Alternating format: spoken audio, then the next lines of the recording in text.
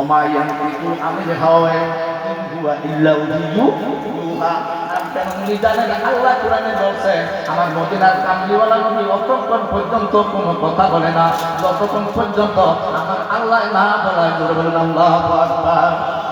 ওরে আমরা বড় ভাগ্যবান মুদের রাসূল আল্লাহর মেহমান। কন্যা আমরা বড় ভাগ্যবান মুদের রাসূল। ওরে নবী আকসা মসজিদে আমার নূর নবীকে স্বাগত বলে। আমার সুবহানাল্লাহু আকবার। কথাটা কি বলছে কি বলেন তো?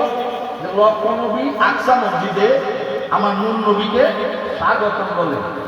ওই নবীরে কি আমার নবীর সময় ছিল না তার আগে আসছে? এই সবাই কথা বলেন।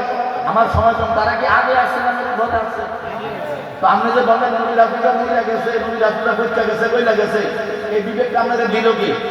আদম নবী ঈসা নবী থেকে শুরু করে আমার নবীরে ছাড়া 1,09,999 জন নবী রাসূল আমার নবীর জন্য মসজিদে আকসা বাইতুল মুকাদ্দাসের মধ্যে অপেক্ষা করতেছে নবীজিকে একটা নজর দেখার জন্য। বলে সুবহানাল্লাহ। আপনি যদি মেরাজ মানে বিশ্বাস করতে হবে আমার নবীর নূর, কথা বলেন ঠিক কিনা? যদি আপনি ইমানদার হয়ে থাকেন, যদি আপনি নবীর মেরাজ বিশ্বাস করেন, বিশ্বাস করতে হবে আমার নবী হায়াতুল নবী, কথা বলেন ঠিক কিনা? যদি আপনি মেরাজ বিশ্বাস করেন, বিশ্বাস করতে হবে আমার নবী হাজর নাজার, কথা বলেন ঠিক কিনা? আমাদের বলছেন উম্মত তুমি বাংলার মুখে জীর্ণ শীর্ণ কুটিরে শুয়ে যদি ইয়া রাসূলুল্লাহ বলে ডাক দাও, আমি মদিনার কামলিওয়ালা নবী গুনাহগার উম্মতের জীর্ণ শীর্ণ কুটিরে গিয়ে হাজির হয়ে যাই গুনাহগার উম্মতকে দিদার দেওয়ার জন্য। এই বিশ্বাস আমার আপনার আছে না? নারে তাকবীর, নারে রিসালাত।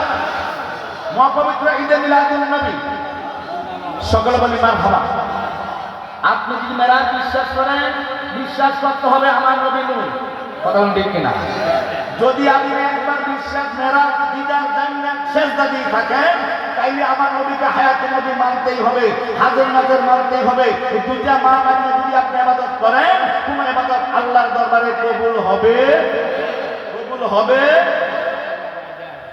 ওরে সব নবীরা স্বাগতম বলে, সেদিন ইমামে বলেন মুদের রাসূল, ইমামে বলেন মুদের রাসূল, সব নবী মুসল্লিগণ মুদের রাসূল আল্লাহর মেহমান। কন্যা আমরা বড় ভাগ্যবান মুদের রাসূল। ওরে আল্লাহ বলেন হাবিবা যত সুন্দর আপনারও আজকা যাহা চাইবেন তাহাই দিব। আওয়াজ করুন ইয়া রাসূলুল্লাহ।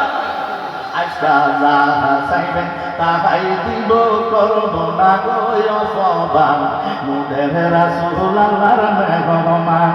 আয় হায় আমরা বড় ভাগ্যবান মুদের রাসূল আল্লাহর মেহমান। আওয়াজ করুন ইয়া রাসূলুল্লাহ।